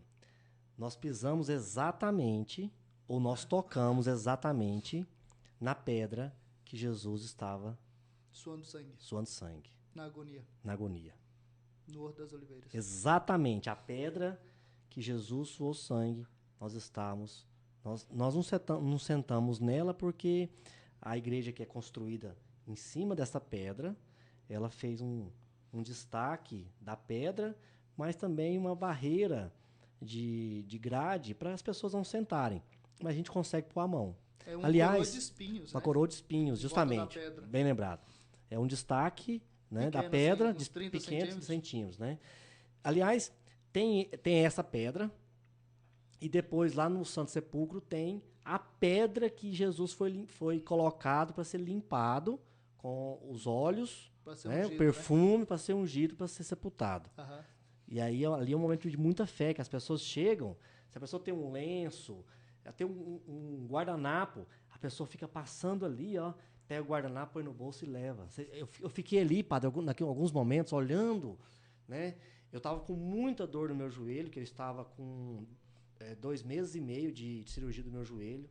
E nós andávamos muito. Teve dia a gente andar 20 mil passos, 18 mil passos. Então, eu andava muito. Imagina, eu estava me recuperando ainda do joelho, como estou até hoje. Eu só vou ser liberado da minha cirurgia de joelho em novembro. Aí,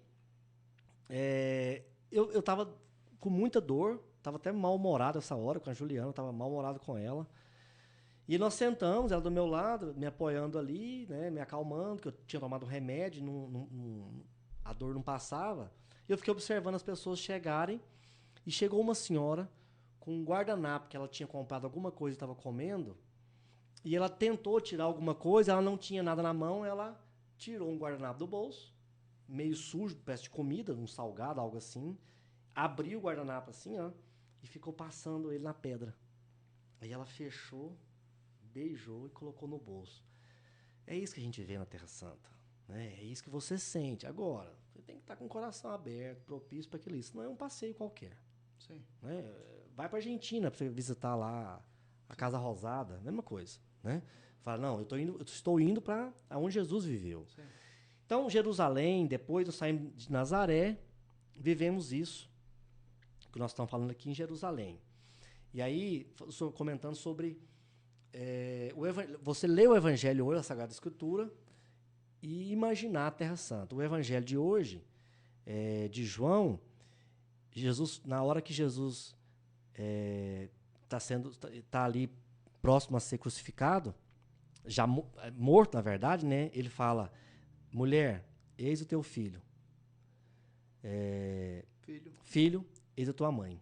Né? O Evangelho de hoje trata isso. Nós estivemos lá exatamente nesse local. Porque hoje é Nossa Senhora das Dores, né? Então, justamente, a igreja quer colocar a dor de Nossa Senhora a ver seu filho morto no Gólgota, né? E lá a igreja do Santo Sepulcro é magnífico, né? Porque nessa pedra onde você falou, né, que ungiu o corpo do Senhor, ele foi crucificado, tudo dentro da mesma igreja, né? Lá a igreja do Gólgota, depois desce, onde tem a unção do Senhor do Eu fico fogo. imaginando, hoje é uma igreja com andares, né? É. É um andar mais alto, um andar mais Mas baixo. antes era naquela, rocha. Justamente, naquela época eu imagino que era Montanha rocha. de pedra. É. Né? Tanto que embaixo do Gólgota tem grutas. Grutas. Que é uma montanha de pedra lá.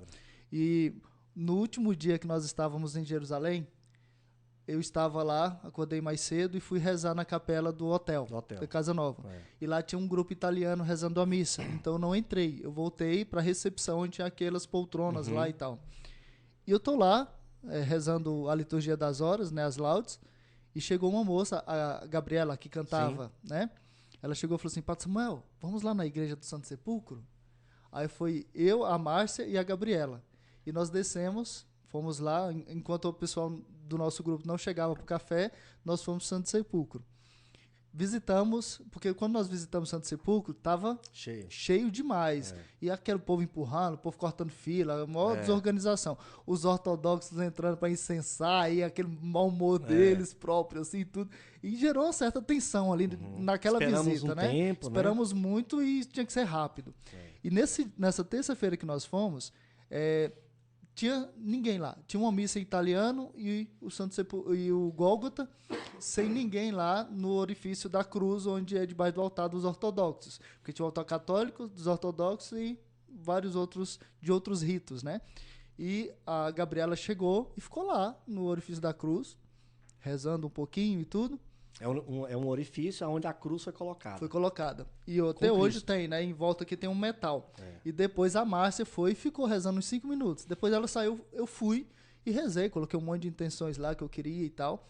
E depois eu saí, ninguém voltou. Eu fui lá de novo e fiquei mais um pouco. Peguei meu braço assim, coloquei o braço inteiro lá dentro. Fiquei rezando, né? Pedindo algumas graças especiais para algumas intenções que eu tinha. E depois, acabamos de rezar, fomos para a pedra, onde ungiu o corpo do Senhor. E a Gabriela falou para mim: Padre, vamos ali aproveitar e vamos no Santo Sepulcro, onde Jesus foi colocado depois da morte, né? Aí eu falei: onde que é? Ela falou: não, aqui, ó, bem ali à esquerda, né, da pedra. E foi interessante que no dia anterior eu tinha conhecido o padre, que é reitor do Casa Nova, lá do hotel. E a gente ficou conversando, ele é argentino e tal, a gente ficou conversando lá em espanhol e tudo. E ele perguntou para mim: Padre, o que o senhor precisar é só falar comigo, tá bom? Fica à vontade. E quando nós fomos para o Santo Sepulcro, tinha acabado de sair um padre celebrando a missa lá, e esse padre reitor do Casa Nova, ele estava entrando com um grupo de padres, uns 4, 5 padres da Nicarágua. Então ele estava entrando junto. O padre franciscano lá do Casa Nova olhou para mim e falou assim: reconheceu? Padre Samuel, quer entrar também? Eu falei: quero, venha. Aí ele entrou com os padres no Santo Sepulcro, e eu olhei para as meninas, a Gabriela e a Márcia, e falei: vem comigo. Aí nós entramos também para a Capela do Santo Sepulcro, e você tinha que passar uma portinha bem pequena, e lá dentro, onde está o túmulo, eles celebravam a missa lá. E aí, enquanto eles entraram, eu entrei, fiquei debaixo da portinha pequenininha, e coloquei minha cabeça e minhas mãos lá dentro do Santo Sepulcro, do túmulo, e fiquei rezando lá uns minutinhos. Aí eles começaram aqui, né, a oração do dia, o Kyrie, o Glória, oremos, tal, começou as leituras. Quando começou a leitura, eu saí para a mulher que ia fazer a leitura entrar. E depois que ela começou a leitura, eu chamei a Gabriela e a Márcia e falei: vai lá agora, aproveita, né? E elas foram lá, rezaram um pouquinho também e tudo. Só que a gente saiu antes da missa acabar, porque nós tínhamos que tomar café e ir embora, né, para celebrar no Horto das Oliveiras. Experiência. Aí eu falei pro Padre Paulo, porque quando nós fomos visitar a igreja do Gólgota, do Santo Sepulcro, estava fechado para reforma. Então acho que eles trabalhavam ali a partir das 8 horas da manhã. E antes disso, nós fomos lá e eu pude ter esse privilégio de poder entrar dentro do Santo Sepulcro e rezar alguns minutinhos ali naquele lugar onde Jesus foi colocado morto, né?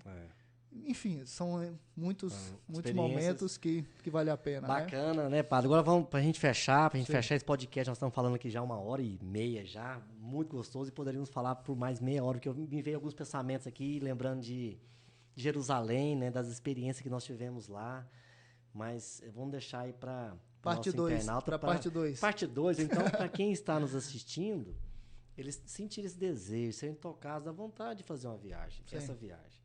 E essa viagem foi para nós assim, nós estávamos no aniversário da Uiara, do Wellington, em novembro do ano passado. Aí chega o Clodoaldo, o diácono Clodoaldo: vamos para a Terra Santa? Terra Santa? Vamos. Assim, Não, eu falei assim, quando? Ele falou, em julho do ano que vem. Em junho do ano que vem. Ou seja, tinha 7 meses ainda. Eu falei, vamos. Quanto que é? Então, depois eu te passo. Eu falei, pode pôr meu nome. Restavam naquele momento 2 vagas. Minha e da Juliana. Eu falei, pode pôr meu nome. Minha e da Juliana. E amanhã você me passa os detalhes. Tá bom. Então foi algo assim. Foi um chamado que Deus me deu. Uma oportunidade que Deus me deu de ir. Porque a gente não era a programação nossa também. Né? Nós falamos em ir, acho que muita gente fala, tem vontade de ir, de conhecer, mas nós não tivemos até aquele momento, não havíamos tido até aquele momento a oportunidade. A oportunidade chegou e nós conseguimos aproveitá-la. Foi muito marcante na nossa vida. Como nós temos o hábito da leitura do Evangelho diariamente, ainda no nosso leito conjugal, na nossa cama, todos os dias pela madrugada a gente faz a leitura. Todos os dias que a gente lê, a gente lembra. Às vezes eu falo assim, Ju, lembra daquele lugar? Lembro, nós vivemos... foi mesmo, o Padre Paulo viveu isso, o Padre Paulo fez aquilo, o Padre Samuel celebrou aqui. Então, esta é a experiência que nós vivemos. Eis a riqueza que essa vida nos deu. Né? E nós somos muito gratos por ele. Quando a gente levanta, então, às 3 da manhã, é por isso, para agradecer essas oportunidades. Né? De viver a nossa fé, de viver aquilo que nós acreditamos que viveu ali. E aqui é bonito você ver alguns costumes dos judeus. Muita coisa, aliás, tudo que se passou ali, tudo, exatamente tudo, eram de costumes da época. Que um ser humano, um homem, mas é o Filho de Deus, que viveu. Agora, quantas pessoas não viveram aquela mesma situação? Inclusive com Cristo, outros 2 viveram. Só que um era o Filho de Deus, que foi designado para trazer todos esses ensinamentos para nós, né? E está aí até hoje. Então a gente tem que pensar nisso. Se tiver oportunidade, vai lá que merece. Vale a pena. Vale a pena. Sim. Padre, para a gente fechar, conta Sim. agora a sua experiência, que foi recente também, na Jornada Mundial da Juventude. Uma outra experiência de fé, de uma forma talvez um pouco diferente, mas com a mesma unidade que é a nossa igreja. Sim. Né? E no meio da juventude, eu imagino que foi talvez de uma energia, assim, enorme. Sim. Bom, para Jornada Mundial da Juventude, eu já estava programando isso há mais de um ano, né? Porque um padre do mosteiro, que mora no nosso mosteiro em São Paulo, ele ia levar um grupo de, por volta de 35 a 40 jovens para Lisboa, para o encontro da Jornada Mundial da Juventude com o Papa. Então, a Jornada Mundial da Juventude é de 3 em 3 anos, né? Normalmente, uma vez acontece na Europa, e outra jornada mundial acontece fora da Europa. Por exemplo, 2013 foi em Rio de Janeiro, no Rio de Janeiro. Depois, 2016 foi na Polônia. Depois, então, teve em Panamá. E depois voltou para Lisboa. E agora vai ser fora da Europa, em Coreia do Sul. Né? Bacana, então, hein? é sempre uma jornada na Europa e outra fora. E quando eu tinha vindo nós viemos da Terra Santa, então eu voltei para o mosteiro, preguei 3 retiros, e logo depois, dia 23 de julho, que nós chegamos aqui no dia 5 de julho, e dia 23 eu já viajei para Lisboa para dar continuidade na Jornada Mundial da Juventude. Né? Então teve a pré-jornada, onde nós visitamos várias igrejas em Portugal, lá em Coimbra, em Braga, em Santarém, em Nazaré, né? Várias cidades ali vizinhas. E depois também visitamos Santiago de Compostela com os jovens. Tem vontade de ir. É incrível, né? Assim, porque tudo pertinho de Portugal, você vai, faz como percurso todo, volta e dorme no mosteiro onde nós temos casa lá. Temos casa em Fátima e em Braga. E depois seguimos... Fátima eu conheço, já fui. Depois seguimos propriamente para Lisboa, que é o programa próprio da jornada. Então, a pré-jornada, cada grupo organiza do jeito que quer. Aí tem um grupo próprio da jornada, que é depois de acordo com a programação da jornada. Catequeses, adoração, vigília com o Papa, missa com o Papa, enfim, né? E o que é marcante assim na Jornada Mundial da Juventude? Ver o Papa. Isso é uma experiência fora do normal. Quando nós chegávamos lá na Praça Henrique VII, Henrique VIII, não sei qual Henrique que era lá. Que é o local, onde o foi? Local do encontro com o Papa. Lá, os jovens eram incríveis, assim, né? Porque todo mundo, 1,5 milhão de pessoas numa cidade para ter o encontro com o Papa. E era interessante, quando o Papa chegava, parava. Todo mundo, né? Todo mundo olhava para a mesma direção, para ver o Vigário de Cristo, né? E lá era uma experiência assim, marcante, porque você via africano, você via asiático, você via latinos-americanos, e cada um na sua língua, cada um na sua cultura, os seus costumes, suas roupas próprias. Você via um asiático vietnamita com aquele chapeuzinho de bambu, sabe? Assim, você via africanos com aquelas roupas coloridas, você via brasileiros com bandeira do Brasil. Então você identifica rapidinho uma nação pela bandeira, pela cultura, pelo jeito e tal. Mas o que é bonito, todos partilham a mesma fé. Teve a vigília com o Papa, que tinha 1,5 milhão de pessoas numa praça, acampando lá, porque para a missa do dia seguinte. E teve um momento de adoração ao Santíssimo Sacramento. 1,5 milhão de pessoas, durante uns 10 minutos, em silêncio absoluto, sem nenhum pio. Todo mundo ajoelhado, olhando para o Santíssimo, ou para um telão de LED, assim, porque não via o Santíssimo, estava muito distante. Enorme. E manifestando a fé no Santíssimo Sacramento. Aí você vê a unidade da fé católica, assim, que une os jovens do mundo inteiro, que era a ideia do Papa João Paulo II. E, claro, nesses momentos também, assim, tem momentos de confissões, de palestras, onde muitos jovens chegam para, de fato, ter um encontro pessoal com o nosso Senhor, né? Você via os policiais, eles não brigavam, eles ficavam fazendo filmagens, tirando fotos dos jovens, passando aquela multidão de gente caminhando naquelas grandes avenidas, né, da Europa, de Lisboa, e eles filmando, porque eles não tinham ocorrência nenhuma para poder... Não tinha gente embriagada, não tinha gente bêbada, não tinha gente usando droga. Você não via essas coisas. Você não via gente bebendo assim de maneira desordenada, né? Você não via bagunça. Você via jovens cantando, cada um na sua língua. Era bonito quando a gente entrava no metrô, aquele monte de italianos cantando aquelas músicas dos focolares, né? Doa a tua vida. Aí depois juntava português cantando, espanhol cantando, italiano cantando, mas cada um na sua língua, que causava um eco dentro do metrô, assim, né? Era uma coisa espetacular, né? Assim, arrepiava só de ver aquela juventude e vendo como que a Igreja Católica é jovem, é viva, é capaz ainda de movimentar o mundo para um evento, né? É uma coisa fora do normal, assim, né? São experiências que a gente tem que viver também, embora, claro, você caminha muito, né? Porque o metrô é fechado, os ônibus não funcionam, aí você vai caminhando tudo para a mesma direção a pé, Imagina né? 1 milhão de pessoas a mais numa cidade. 1,5 milhão, né? 1,5 milhão, né? Dizem Tamanho de Goiânia, depositar o dobro de pessoas aqui dentro.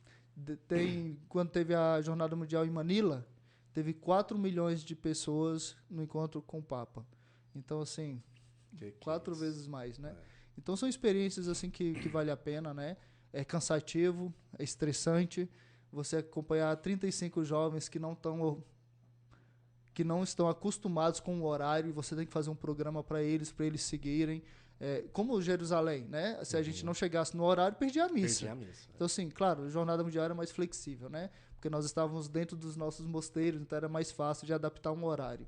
Mas é um desafio, né? Porque, aí, claro, aí você cresce na virtude da paciência, né? De saber que você organizou para meio-dia, mas o povo tá chegando meio-dia e 40, aí você tem que falar... Tá bom, é assim, paciência, né? Não posso mudar, tem que aceitar, né? E pronto. E depois disso também eu passei um tempo nos nossos mosteiros lá na Europa, onde eu pude descansar um pouco também, né? Dos retiros, do apostolado. E passei lá na Áustria, na Alemanha, na Suíça, olha, Itália, que bacana. onde eu pude estar lá nos nossos mosteiros, conhecer e rezar a missa com eles, porque eu nunca tinha celebrado a missa para eles como padre, né? Porque eu tinha ido lá como estudante e depois eu voltei como padre, e para mim foi uma alegria poder rever todo mundo. E olha aí o privilégio, eu percebi que o superior do senhor nunca foi, o senhor já foi, hein? Para Terra Santa, assim. Mas pronto, tá bem. Vendo? Não, eu falo que bonito, né? E essa simplicidade dele também, ele poderia falar, não, eu vou, tem uma vaga, eu quero ir.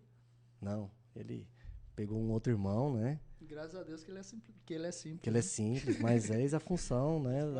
Sou muito grato assim, por tudo que aconteceu. Bacana. Esse ano foi um ano muito bonito na minha vida. E tá sendo, né?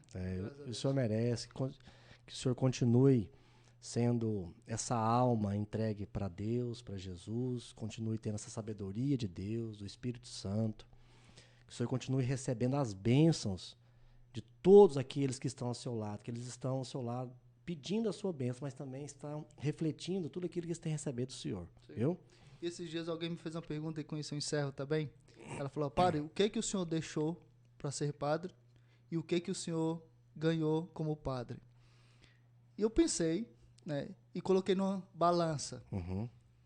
E parece que é muito desproporcional o que a gente Deixa com o que ganha. com o que ganha. É muito desproporcional, porque Deus, ele dá, como Jesus fala, quem deixa casa, mãe, campos, filhos, por causa de mim do Rei dos Céus, receberá 100 vezes mais e no futuro a vida eterna com perseguição. A perseguição não falta, né? É. Mas é desproporcional o que eu ganhei pro que eu deixei. Porque Deus sempre tem me surpreendido muito na minha vocação e com certeza nos próximos anos espero ser fiel a isso que ele tem para mim até a morte, né? Amém. E no futuro ganhar a vida eterna. Amém, que assim seja. Nós vamos encerrar e peço que o senhor faça um encerramento, né? Também abençoando todos aqueles que estão conosco até este momento aqui, neste final de podcast. Muito obrigado mais uma vez. Eu sempre tenho dito que aqui é algo que a gente tem vivido algumas experiências bacanas, né? Temos falado de assuntos dos mais diversos, que serve para todo tipo de pessoa, Sim. independente se é do mundo jurídico. Sim. Nós estamos aqui no meu escritório, no nosso escritório, tratando na nossa rotina diária sobre o direito, mas estamos tratando aqui hoje de um outro assunto. Sim. Eu tenho certeza que tudo foi falado pelo senhor aqui hoje vai tocar alguns jovens, vai tocar algumas famílias, para mudar, vai fazer sentido na vida de cada um deles. Sim. É um canal amplo, aberto, Spotify, YouTube, vai para nossas redes sociais também, Instagram, Facebook. Eu tenho certeza que uma gama de pessoas irá assistir. Isso também, além disso, ficará gravado para todo e qualquer tempo e para todo e qualquer momento, né, que é o momento de Deus. Maravilha. Viu? Que o senhor possa encerrar, então, com essa bênção, abençoando também. O senhor fez uma bênção belíssima aqui hoje para nós, o nosso espaço, da nossa casa, toda a equipe que aqui está. Né? Nós já tratamos isso aqui nas redes sociais, mas como é um lugar abençoado, né, diariamente fazemos a nossa oração no café da manhã. E o que é mais bonito, que não depende se eu estou aqui ou não. Hoje, especificamente, eu cheguei atrasado, que eu fui levar os nossos filhos na escola. Aliás, ontem eu cheguei atrasado, fui levar os nossos filhos na escola. E um dia na semana, um pai faz uma oração na sala da Teodora, da nossa menorzinha. E ontem, quinta-feira, foi o nosso dia de fazer oração. Então, foi Juliana e eu fazer uma oração com as crianças da sala dela.